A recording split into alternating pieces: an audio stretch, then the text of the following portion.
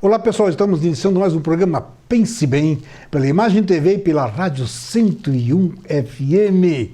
Eu estou hoje com um convidado especialíssimo. Vamos falar um assunto muito interessante que é na área de cabeça, tá? Meu querido amigo Eduardo Vieira, tudo bem, meu ilustre tudo jovem? Certo, tudo certo, um prazer estar aqui.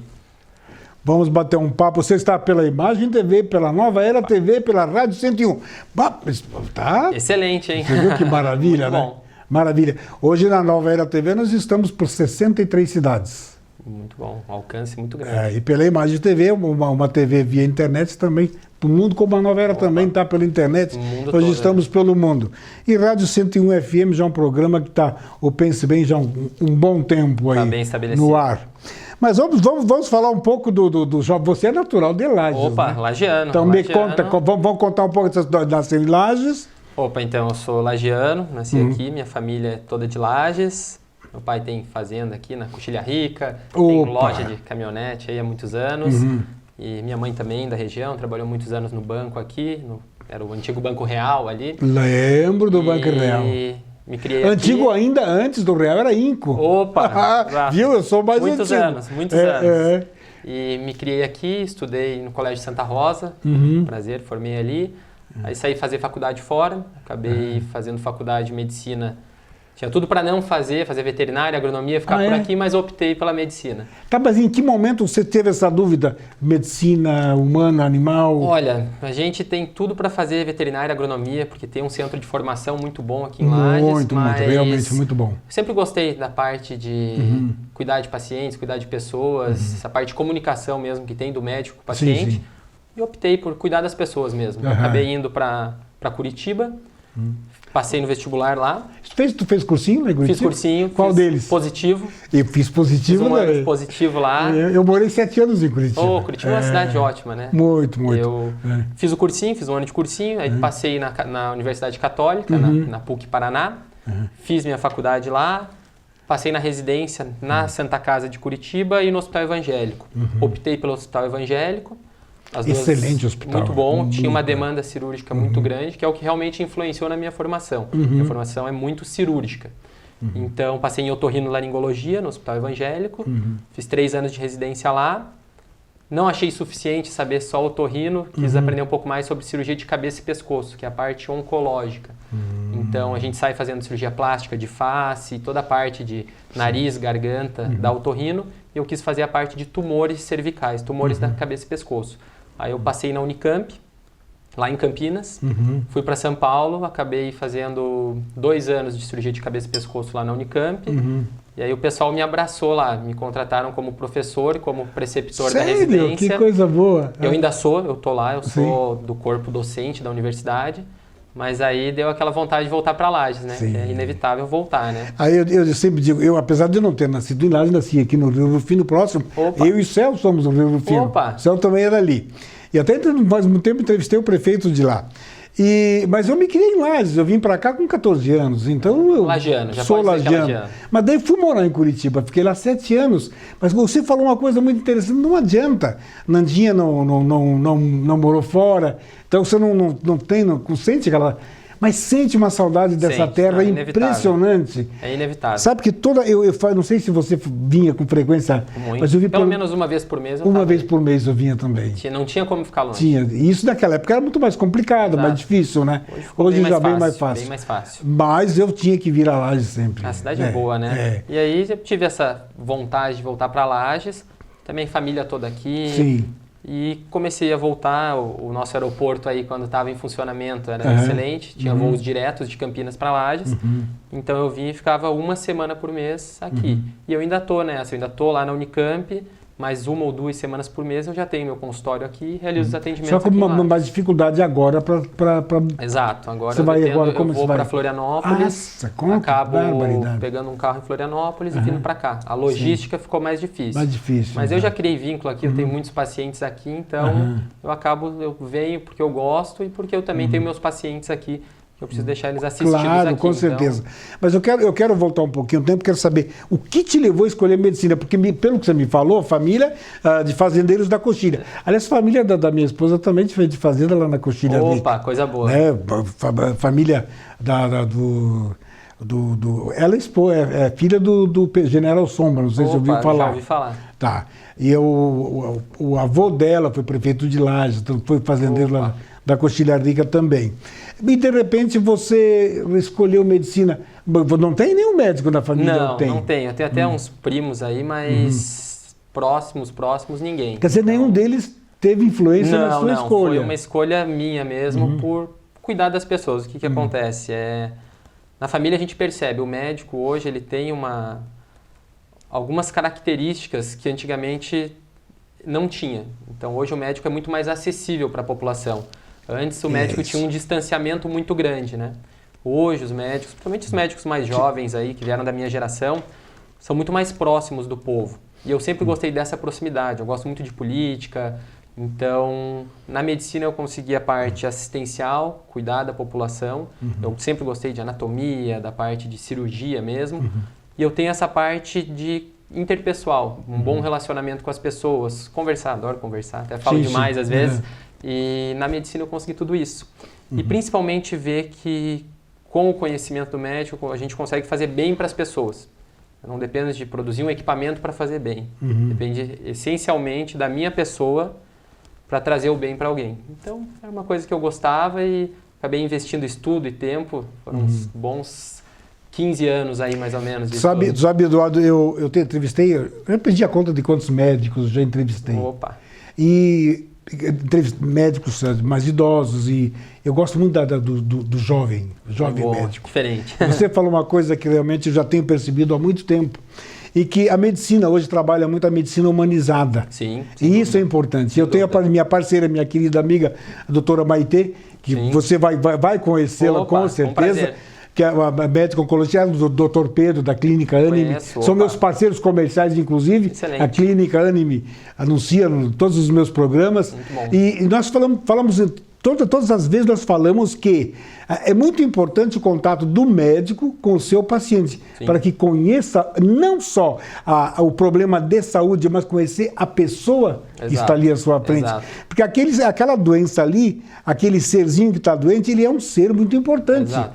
E ele precisa ser tratado como tal. E você precisa conhecer o profissional da saúde. O conceito mudou muito, né? Antes se tratava a doença.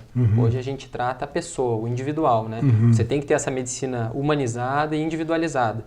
Cada paciente, às vezes ele tá com uma dor em algum lugar. O problema não é essa dor. Às vezes lá na família dele teve um problema, alguma coisa diferente. Você tem que tratar a pessoa como um todo. Não só a queixa dele, não só a dor. Tem que tratar a pessoa como um todo.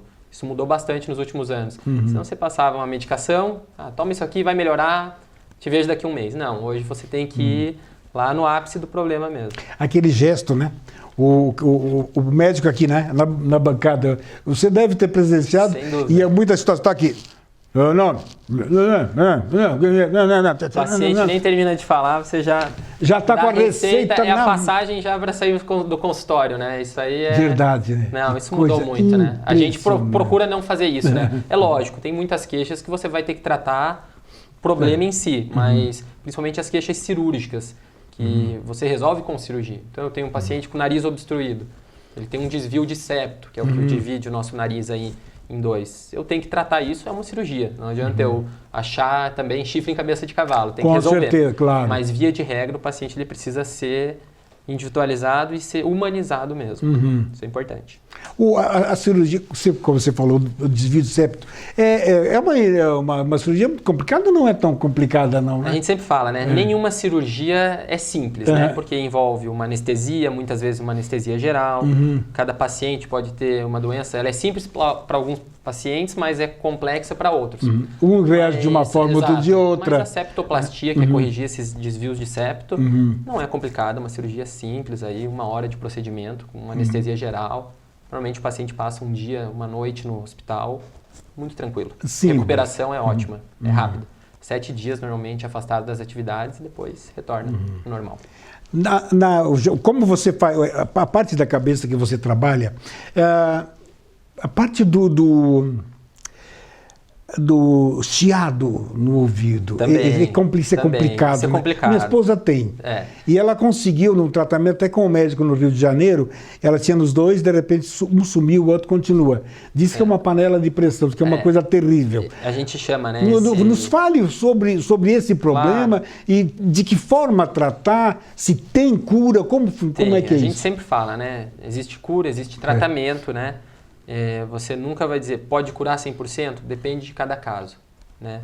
O zumbido ou o tínito, que o pessoal fala, o acufeno, esse zumbido que os pacientes têm, normalmente ele tem uma causa de base. Então, pacientes que têm uma diabetes descontrolada, que tem hipertensão, que tem algum outro, um colesterol alto, uma hipovitaminose, uma deficiência de zinco, ou o paciente que tem surdez, que tem uma perda auditiva. Muitos pacientes, é muito comum, que trabalharam a vida toda expostos a ruído, trabalhou em indústria e tudo mais, trabalhou com máquina aqui, tem muito pessoal que trabalha, trabalhador rural, foi exposto a ruído sem proteção, sem o famoso uso dos EPIs lá no ouvido, e teve uma pequena lesão. Então eles têm uma perda auditiva e essa perda às vezes se manifesta através do zumbido. Então existem diversas terapias para o zumbido. Uma delas, e a primeira, é você achar a causa. Então, tem uma diabetes que não está controlada. Controlar a diabetes. Causas metabólicas aí, controlar a alimentação. Nesse caso, só me desculpe te interromper, porque aí eu fico, dá aquela curiosidade, né? Por favor. No caso, como você falou, são várias situações que desencadeiam esse processo. Certo. No caso da diabetes, já que você citou isso agora, uma vez controlado a causa que seria a diabetes, cessa o problema? Pode cessar. Pode ser, Pode quer cessar. dizer, não cessa, Não pode necessariamente, cessar, mas pode não cessar, necessariamente. Porque normalmente quem tem a diabetes, ele tem normalmente algumas outras doenças ou alterações junto. Então, a diabetes às vezes é uma delas. Mas na maioria das vezes, você conseguindo controlar a doença de base, o zumbido tende a diminuir. Mas tem diversas outras causas. Pacientes com perda auditiva, como eu falei, pode acontecer também. Uma causa muito comum são causas metabólicas. Então, dieta. Depende do que você come. O pessoal que toma muito café, a cafeína, ela interfere muito no nosso labirinto, que é de onde vem o zumbido. Inclusive, zumbido, tontura, vem tudo junto aí. Já vou aproveitar, você vai me contar uma coisa. Só conclua Claro, aí, então. que eu não quero interromper teu raciocínio, Não, fica porque tranquilo. agora você me deu a deixa para mais uma coisa aqui. Fica tranquilo. Estamos aí o pra gostoso do isso. programa é isso, Esse né? é o plano. Exatamente para esclarecer o máximo possível. Claro, aqui. a otorrino é uma área muito ampla. aí tem Muito, muita estou coisa achando bacana pra gente interessantíssimo. conversar. Mas conclua ali dentro disso. Então, essa parte metabólica, alguns alimentos, eles deixam o labirinto muito sensível. Né? É um pouco complexo lá o que eles fazem dentro do labirinto, mas eles alteram o labirinto. Um deles é a cafeína, doce, então chocolates, aí, doces em geral, comida gordurosa. Tá? Então, às vezes o paciente fazendo uma dieta balanceada é suficiente para diminuir o zumbido. Então, tem pacientes que a receita é simples, eu não preciso passar medicação nenhuma. Eu simplesmente vou orientar, ele vai tomar cuidado com a dieta e tem uma melhora exponencial do zumbido. Que maravilha! É muito bom. Eu vou citar, quando você cita exemplos, experiências vividas, Claro. sempre digo, é bom você falar das suas experiências, né? Porque Sim. você é pleno e, nessa Com verdade, certeza. é pleno. Sem Você dúvida. não está conjecturando nada, Exato. você vivenciou. Eu tive uma crise uma labirintite bem forte, coisa esquisita, né? Parece que o mundo cai. O mundo cai. Roda, tudo uma Sem coisa chão, né? absurda. Fica sem Eu te chão. socorro, o mundo está caindo. Acontece. Foi uma vez só que me deu uma crise violenta, assim. Aí depois eu tomei, esse comprimidinho, labirinto, tem diversos, labirinto, essas coisinhas deles. assim. E agora, de um tempo para cá, voltou. Deu de Acontece. novo, Acontece. não levantar a tontura e tal. Aí eu já sei qual é a medicação, comecei a tomar. Falta ainda, acho que mais uns 6, 7 comprimidinhos, Certo. mas já parou, já passou. É muito sensível. Aham. Tem alguns componentes importantes também, tanto no zumbido quanto na vertigem, na tontura. Ansiedade, estresse, colabora muito. Então, às vezes, você passou por um momento, uma adversidade no trabalho, uma adversidade pessoal, momento de estresse, o nosso labirinto é muito sensível. Então, Olha. libera radical livre, entre outras coisas, e tem tontura. Às vezes, controlando isso, eu tenho pacientes meus aí, pessoal, não, eu tava mal, tirei umas férias. Fui lá pra fazenda, fui pra praia, Relaxou. voltei, zero. É. Então, assim, a gente tenta evitar a medicação. Às vezes, uma boa orientação é melhor do que qualquer remédio. Isso acontece. Meu Deus, alopático e homeopático. A homeopatia resolve? Você é fã?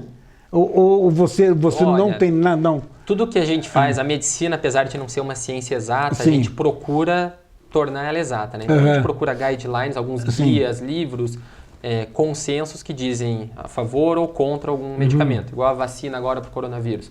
Sim. Tem que ser testada para ver se funciona ou não, né? É a mesma coisa a parte da homeopatia. Existem alguns trabalhos, algumas pesquisas favoráveis, mas não tem nada que diga ainda 100% favorável a ponto de substituir alguma outra medicação já aí pré-estipulada para tratar certa doença. Mas tem pacientes que respondem bem. Isso assim, a clínica, ou seja, os sintomas, é soberano. Se o paciente respondeu bem e não está tendo efeitos colaterais, eu não suspendo, eu mantenho.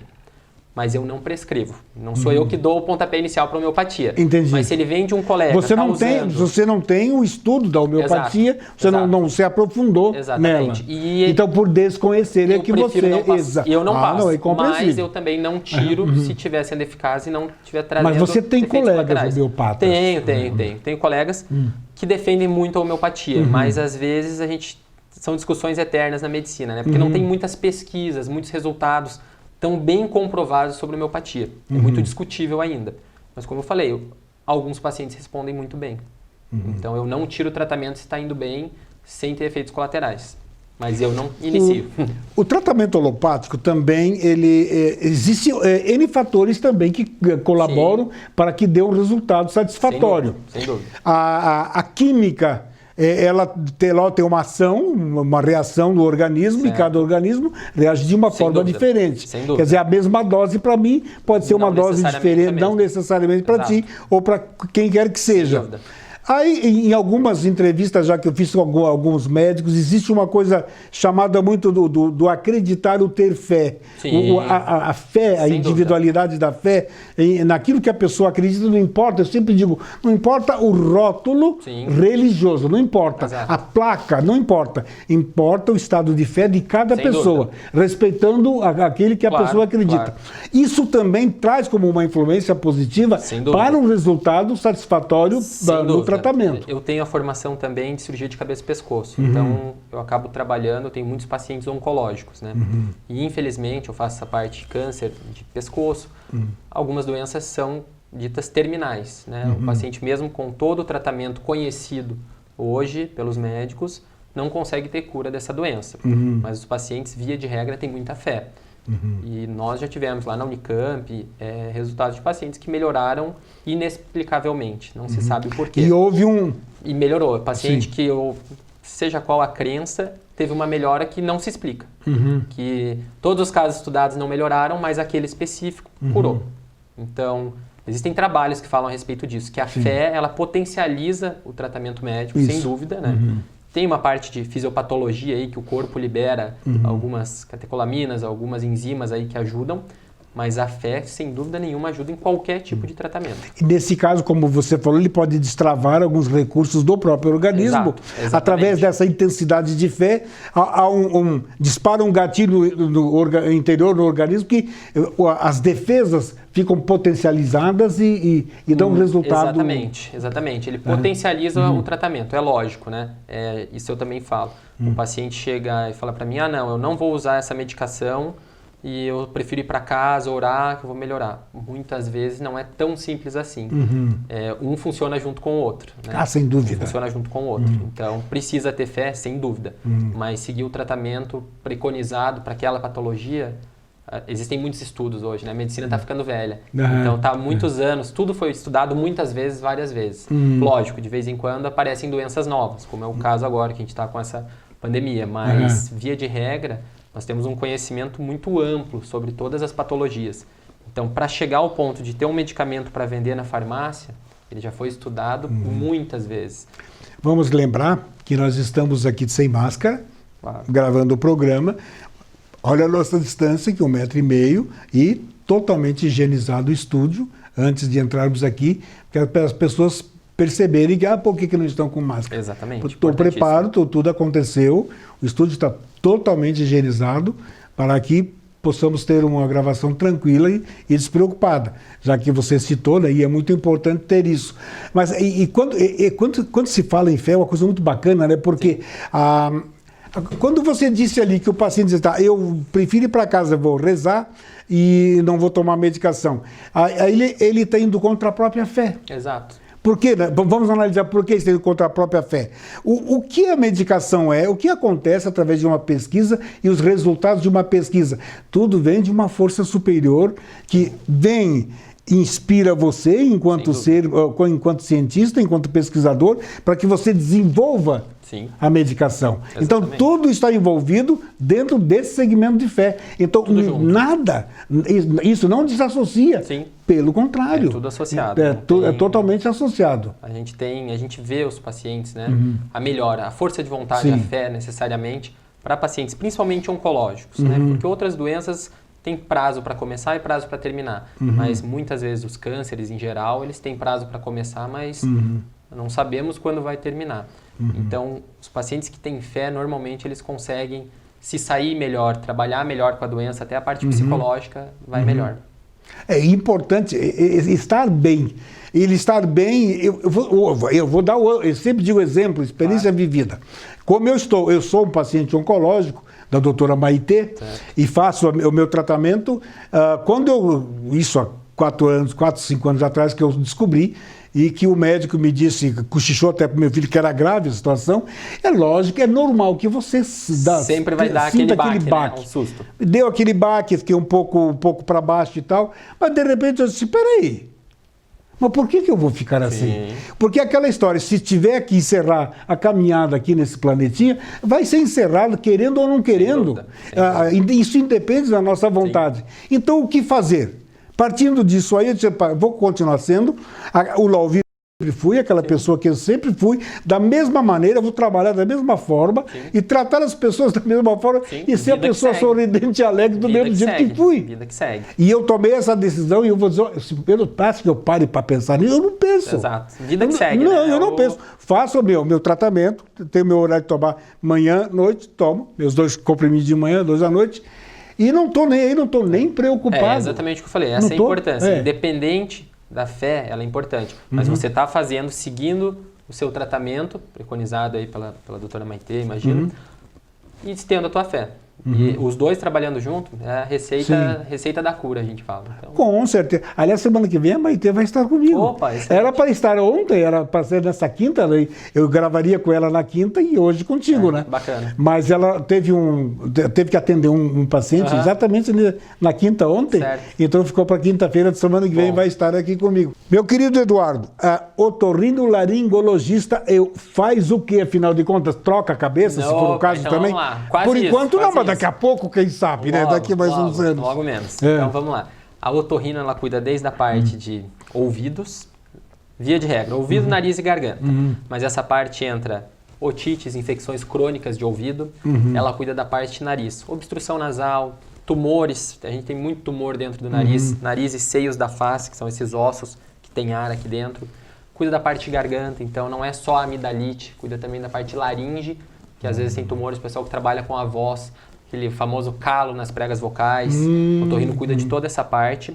Cuida da parte clínica também, que seria a parte de tontura, a parte de zumbido, a parte principalmente estética, pensando em nariz, pálpebras, a parte toda da face, orelhas, tá? Ritidoplastia, a gente faz essa parte aqui de trás, para melhorar essa parte estética. Cirurgias em geral, então... A gente fala que a clavícula, que é esse ossinho aqui, da clavícula para cima, o otorrino cuida de tudo. Então, desse ossinho para cima, a gente acaba operando praticamente tudo, exceto a parte neurológica e a parte do oftalmo, que é a bolinha do olho. Mas dentro se for um problema neurológico, de repente não precisa de uma parceria com o otorrino? Sem dúvida. Nós fazemos aqui, eu já tenho algumas parcerias aqui em Lages, mas principalmente lá em São Paulo ainda, em Campinas. Nós tiramos tumores junto com o pessoal da neurocirurgia pelo nariz. Então, muitas vezes, aqueles tumores que antes precisava abrir o rosto todo ou fazer uma grande incisão, eu consigo tirar com câmeras e um instrumental bem preciso. Como facilitou, né? Por dentro do nariz. Inclusive de ouvido também, mesma coisa.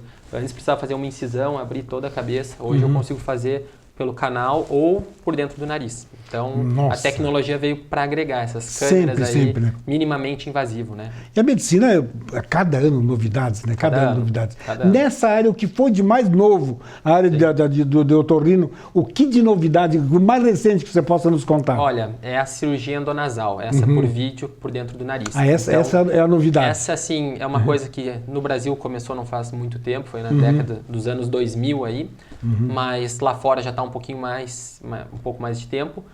Mas você tratar sinusites crônicas, tudo por dentro do nariz, sem precisar fazer antigamente, fazia-se muita trepanação, que abria por dentro da boca para drenar. Hoje não, você vai por dentro do nariz e você faz uma cirurgia que se chama FES, Functional Endoscopic Sinus Surgery, cirurgia funcional dos seios da face.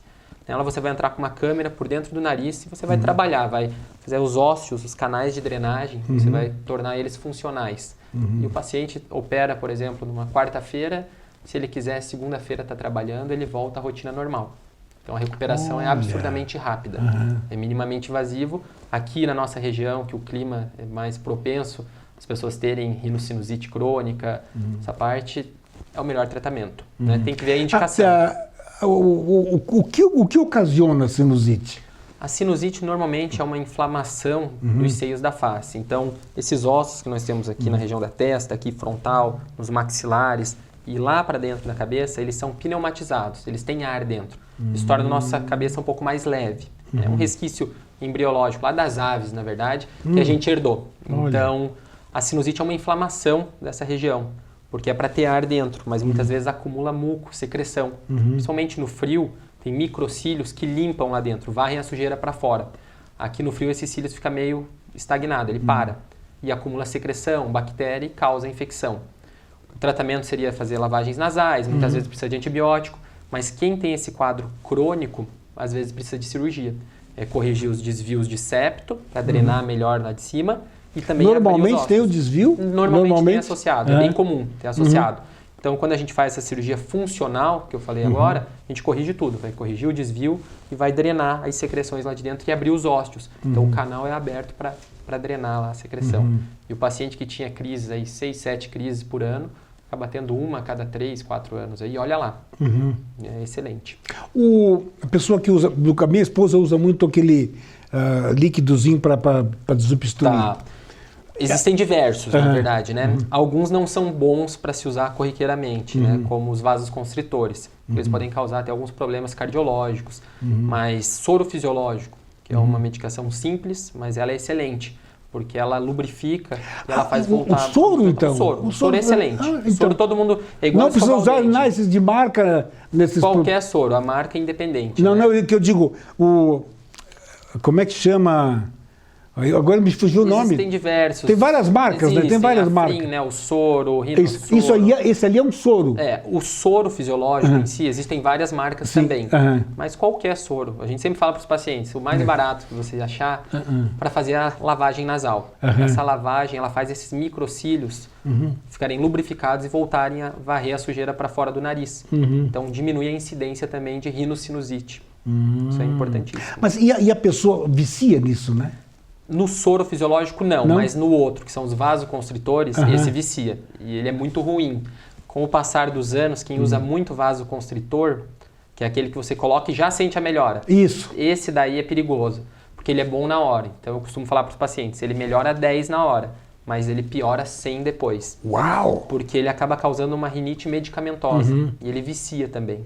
Então tem muitos pacientes que chegam lá com essa rinite medicamentosa já crônica, e a gente tem que fazer alguns tratamentos aí para desviciar o paciente. Olha só, e a injeção?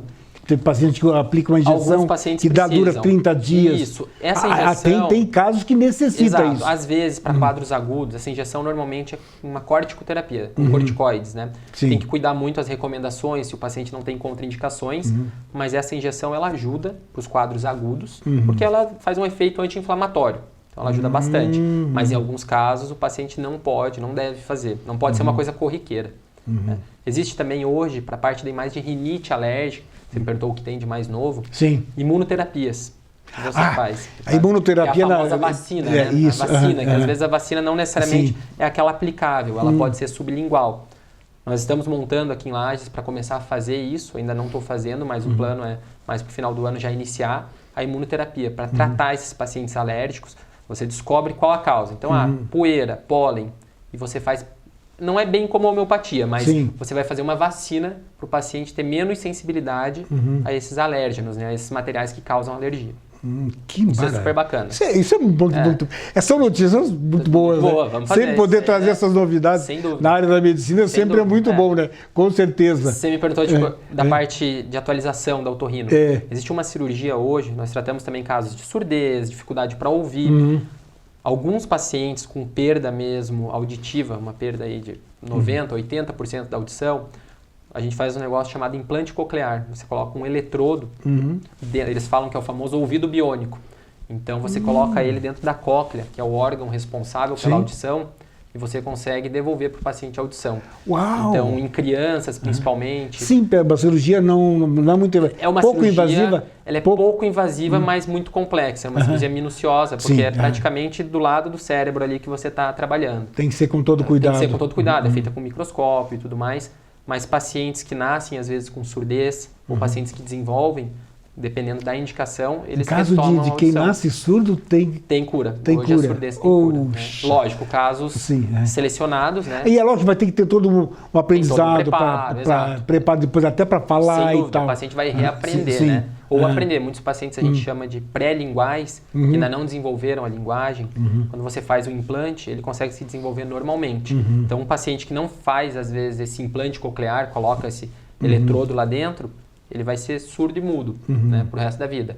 Esse que faz no período pré-lingual, lá no nascimento, nos primeiros anos de vida, ele se desenvolve normalmente. Olha aqui. Então ele vai ter vida normal. Se for muito tardio, daí não consegue? Daí já é um pouco mais difícil. Mas não melhora. O paciente que não aprendeu a entender a audição, então às vezes aquele paciente que já desenvolveu os sinais linguísticos, né, as libras aí, ele não vai se adaptar tão bem. Então tem indicações precisas para esse procedimento. Mas é sensacional, é uma coisa que veio para revolucionar. Nossa, que maravilha. Isso lá fora o pessoal já faz bastante. Sim. Eu fiquei um tempo... Você tem ido muito para fora para cursos? A gente acaba indo, né? Hoje a globalização, aí tudo é mais fácil e fora ainda a informação ela é mais rápida. Então eu tenho minha formação, eu fiquei um tempo em Stanford, na Califórnia, eu fiquei lá meio ano e fiquei também 6 meses em Nova York, no Memorial Hospital, que é um hospital oncológico. E a gente sempre faz curso, né? Eu já fui para a Itália fazer curso. Para que você consiga, de que forma vocês conseguem entrar num hospital desse, por exemplo? Para fazer curso lá fora? Isso. Então, assim, existem as referências, né? Normalmente tem um médico que você vai acompanhar, que é referência lá fora. Referência no procedimento ou naquela área de atuação. Normalmente existe uma conversação, alguns lugares precisa fazer uma prova, né? Tem que falar inglês, normalmente a língua é mandatório. Tendo essa conectividade com o chefe do serviço de lá, ele abre as portas. Eles são muito solícitos. Que maravilha. Então você entra, opera com eles, vai aprender. Eu fui para a Itália agora com o Dr. Castelnuovo, que é uma referência nesse tipo de cirurgia para sinusite. Eu fiquei lá 3 meses aprendendo com ele. A gente sempre troca de informações, né? O que a gente faz aqui no Brasil. Os brasileiros são famosos por serem bons cirurgiões, porque lá o pessoal opera menos do que nós operamos aqui. A nossa demanda aqui pelo sistema público e tudo mais é maior.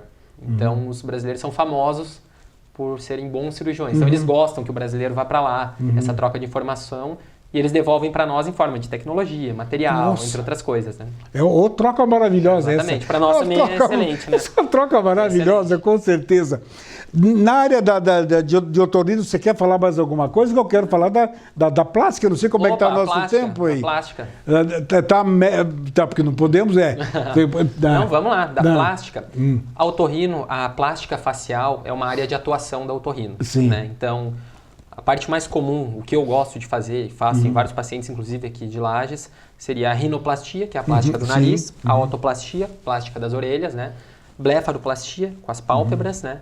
Frontoplastia, que é essa parte aqui de cima, quando tem rugas ou um pouco caído, e ritidoplastia, que a gente faz da face inteira aqui.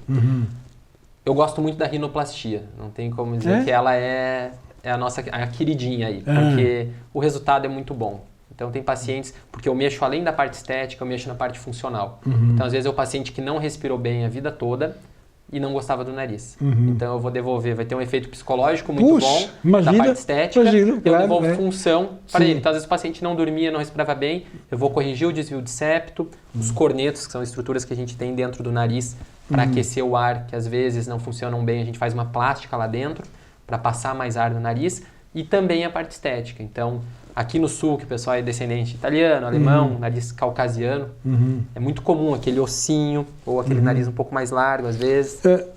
O meu nariz simpático. Não, tá eu excelente. gosto do meu nariz. Via de Ele tem regra. até esse ossinho aqui. Via de regra, o É. nariz eu só opero se o paciente não está contente. Eu nunca vou falar para um paciente assim, o teu nariz tem que operar. Não, o paciente vai chegar para mim e dizer, Ele isso tem me que- ele tem incomoda. que dizer, Ele não tem que estar contente. Sim. Porque às vezes o nariz pode, por padrões da sociedade, não ser tão bonito, mas o paciente adora o nariz dele.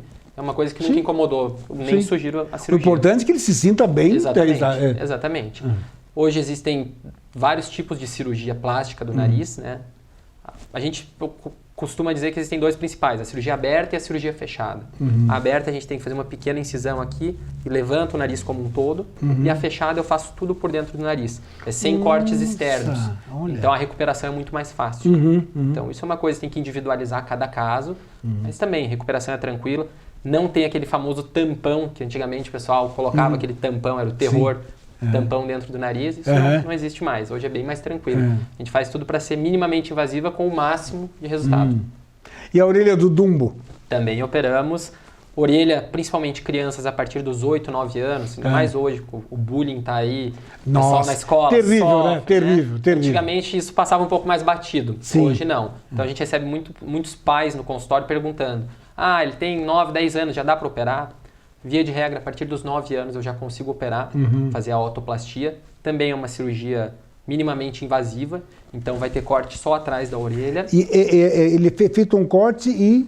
Na verdade, ela não é, o pessoal costuma pensar, é só um corte e dá um pontinho. Não, eu tenho que dissecar, soltar até o ossinho aqui atrás, porque senão ela volta. Então tem que tirar a cartilagem, e a gente dá alguns pontos, até lá na mastoide, que é esse osso que tem aqui atrás, para não voltar. Senão o paciente opera com 8 anos, com 18 voltou e tem que operar de novo. É claro. E lógico, tem as minúcias, né? Nós fazemos alguns pontos, existem diversas técnicas para deixar a orelha no formato anatômico, né? Com todas as curvinhas ali. Claro, Então, tem que ficar uma coisa bem exato. feita, né? Não Recuperação. adianta corrigir, fechou a orelha, mas depois ficar toda Exato, torta, daí não dá, né? exatamente, Tem que manter simétrica, tem várias nuances aí. Mas é uma cirurgia, o resultado também é sensacional. Principalmente porque a gente opera orelha, normalmente é na faixa etária de criança e adolescente. Então você vê a autoestima do paciente voltar. Sem Isso dúvida. é muito bacana. Sem Isso dúvida. É sensacional. Por exemplo, você faz, a pessoa tá, o lábio afinou, você faz a preenchimento. Algumas coisas eu faço, até a minha noiva, que é otorrino também, tá vindo já para lá. Logo, como é o nome dela? Flávia, logo você vem me dar uma entrevista, vamos bater um papo também da sua área. Essa parte, né, que ela é otorrino também, mas de preenchimento, botox, hoje existem alguns fios de sustentação na face, eu deixo mais para ela isso. Eu também faço, mas normalmente a gente trabalha junto. Mas pro terço médio da face que a gente fala, normalmente preenchimento, botox e esses fios ajudam mais do que fazer um procedimento cirúrgico amplo. Mas também, em alguns casos, tem que fazer. Aí existem técnicas para fazer aí. Já que você falou, o botox ele faz um preenchimento e uma paralisia do músculo. Exato. O botox, na verdade, faz só paralisia. Só paralisia. Ele paralisa. Então, essas rugas que a gente tem quando mexe a testa... Daí você não faz, daí não mexe o botox mais. para. Então, é indicado fica fazer meio o botox. plastificado, não fica? Fica um pouquinho. Fica meio plastificado. Hoje em dia, eu tenho pacientes no consultório que já vão comigo desde os 20 anos de idade fazer botox, como prevenção. Porque daí, com o passar dos anos, ele não vai ter só a ruga dinâmica. Ele tem a ruga até parado, ela aparece, né? Se ele faz o botox desde novinho, evita ter essa ruga estática. Entendi. Então, os pacientes já fazem hoje, cada vez mais cedo, eles estão fazendo o botox. O repetitivo que faz uma marca, vez a cada né? 6 meses, até que uma hora o músculo já fica meio paralisado. É lógico, a dose é controlada, porque eu também não posso paralisar 100%, senão o paciente não tem expressão. Sim, né? mas É aquele famoso, ele está sorrindo, ele está sério, é sempre o mesmo rosto, né? Então tudo é dosado aí. Vamos aproveitar, porque o pessoal que está na televisão, o teu telefone já está aqui, né? Opa! Aqui, o telefone, o contato, tudo. Por favor. Mas para o pessoal da rádio, como é que de repente... Pô, Claro. eu quero falar com o doutor Eduardo, aí como é que eu Claro. faço? Ó, Por favor, teu telefone. Aqui em Lages nós atendemos ali na rua Lauro Miller, número 547, anexo a Microsom, tá? O telefone é 049 99105 1989. 9105 1989. Esse telefone ele funciona no WhatsApp, que hoje em dia é muito mais prático, né? tranquilo. Então, até para agendamentos, consultas e tudo mais. Repete. 99105 1989. Beleza. Então o pessoal que está nos escutando pelo rádio, aí de repente, tá aí, ó, aí o telefone para que você possa ter o contato com o doutor Eduardo. E o que mais de face? Vamos aproveitar. Vamos lá. Acho que vamos conseguir falar tudo? Será tudo, Nandinha? Então tá. Então dá. Vamos lá. Vamos lá. De face. Então, uma coisa muito comum é a blefaroplastia, que é das pálpebras, tá? Pacientes, com o passar dos anos, tem alguns pacientes que as rugas aparecem mais jovens, né? A flacidez da pele. Porque a nossa pele ela perde colágeno, que ajuda a tirar essa flacidez, e ela acaba caindo. Então as pálpebras, eu tenho alguns pacientes que ela realmente cai. O paciente se sente cansado, até com a visão cansada. Às vezes ele pensa que o problema dele está lá no grau do óculos e não é. É porque ele realmente está com excesso de pele nas pálpebras. Então é uma cirurgia que a gente faz, em alguns casos inclusive com anestesia local. Tá? Eu prefiro fazer em ambiente hospitalar, né? Sim. Com anestesia local que a gente vai tirar esse excesso de pálpebra, alguns bolsões de gordura que normalmente tem aqui embaixo. O resultado é excepcional, os pacientes adoram, é o rejuvenescimento facial. Com né? certeza. Então, muito bacana. Uma cirurgia dessa melhora em termos de uns 10 anos, mais ou menos? Sem dúvida. Por aí, mais sem ou dúvida. menos? Por aí. Depende muito de cada paciente, é. né? Mas tudo que mexe na região central da face, nariz, olho e boca, você rejuvenesce. Então ajuda bastante. Por exemplo, eu vou te dar um outro exemplo que eu experienciei. Eu com 38 anos tive um aneurisma cerebral. Certo. Eu tive uma paralisia facial, esse lado todo paralisou. Assim. Depois voltou e hoje a única coisa que eu tenho, olho aqui, eu vejo duplo. Um pouquinho duplo. Então eu tenho que pôr o óculos, que tem o prisma aqui para poder nivelar. Certo. Então a pálpebra me parece que ficou um pouco baixa. A gente trata. Isso é uma coisa, não só pensando em estética, né? Como eu falei, o legal da especialidade, que eu sou, não sou a referência para falar porque eu amo o otorrino, eu acho que é uma área que cuida de Mas dá para tudo, perceber, né? dá para perceber. Eu sempre digo que eu gosto do profissional, o vocacionado. Eu uso muito essa expressão, porque se você fala daquilo que você é apaixonado, você gosta, exato. Você se emociona até no falar, porque realmente é o que você gosta. A gente é suspeito a dizer, mas é claro. Né? Mas... Como eu falei, a otorrino não é só a parte estética, por isso que eu gosto da especialidade. A gente cuida dessa parte funcional. Então existem doenças, ou até um derrame, um aneurisma, uma paralisia do nervo que faz mexer a face, que causa essa ptose, essa queda. E também a gente trabalha com cirurgias para ajudar na correção desse acometimento aí. Muito legal. Muito interessante. E outra coisa, vocês devem ter o oftalmo, ele usa também parceria com vocês? Sim, a gente faz bastante coisa junto. Uma coisa que eu opero muito com os oftalmos, já operei aqui em Lages com oftalmos daqui. Qual deles? Com o Dr. Maurício. Maurício? Bertolini. Conheço. Cirurgia de canal da lágrima. Tá? Então, canal da lágrima entupido. Aqueles pacientes que ficam lacrimejando, que têm dificuldade, que o olho já fica ressecando. Verdade. A gente faz. Hoje, antigamente era tudo feito aberto, né? Tinha uma pequena incisão aqui para desentupir esse canal da lágrima ou reconstruir. Hoje, da mesma forma que eu faço a cirurgia da sinusite por dentro do nariz, eu vou por dentro do nariz e eu consigo mexer no canal da lágrima. Caramba! Então o paciente ele não vai ter nenhum corte externo. Sim. Então a gente opera, eu operei agora há pouco tempo com ele, uma criança tinha uns 2 anos de idade, tudo por dentro do nariz, sem nenhum corte, nada demais.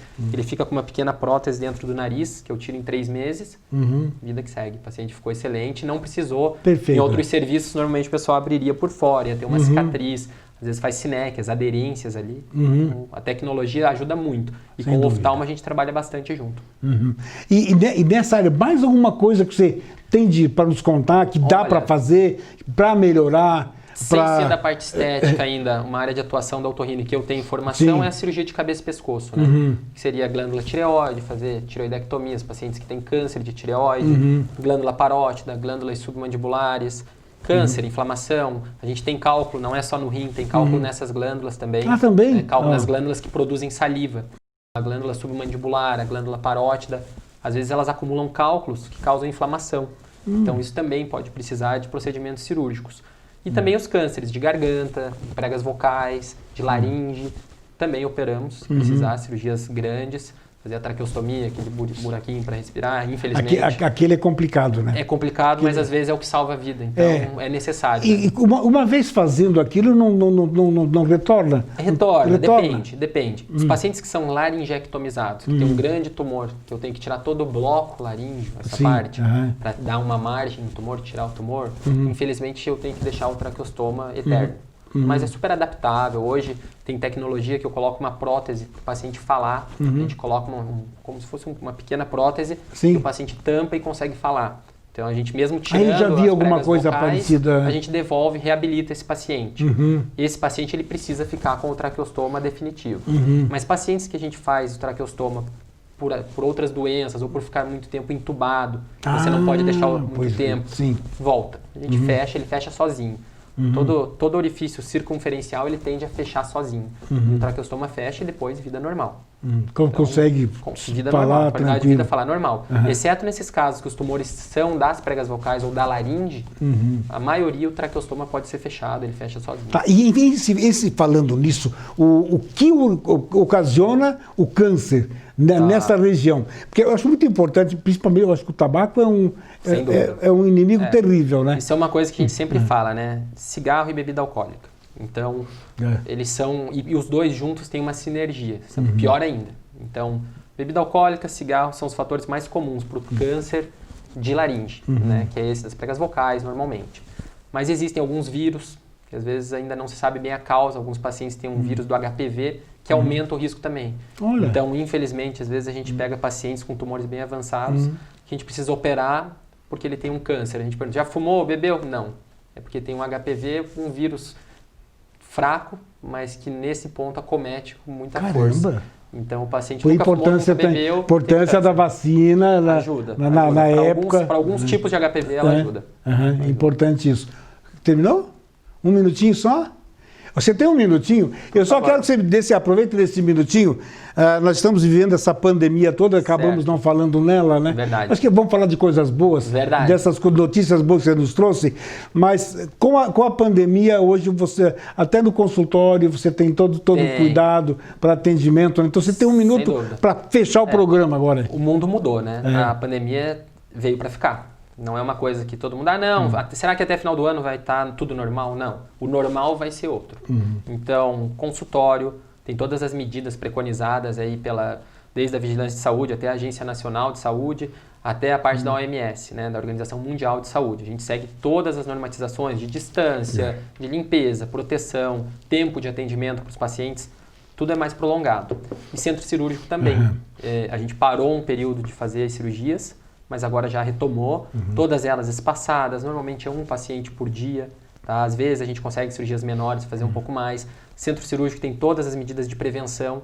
Aqui em Lages está muito tranquilo ainda. Graças a Deus. As cirurgias eletivas retornaram. São Paulo também, a gente está fazendo cirurgias. Os pacientes que têm suspeita ficam completamente separados dos pacientes que vão fazer cirurgias ou procedimentos eletivos. A gente vai ter que se adaptar, o mundo vai ter que se adaptar. O normal não vai ser o normal que a gente tinha antes. Talvez isso seja bom no longo prazo. Nem tudo que parece ruim será. Exato. Vem para melhor, com certeza. Exatamente. Meu querido, muito obrigado. Eu que agradeço. Por ter vindo ao programa, prazer. Trazido essas informações legais e vamos combinar que logo você retorne para mais informações, mais bate-papo. Sem dúvida. Valeu, muito obrigado ao Dr. Eduardo Vieira Couto, um grande abraço. Que a paz esteja no coração de todos e até o próximo programa.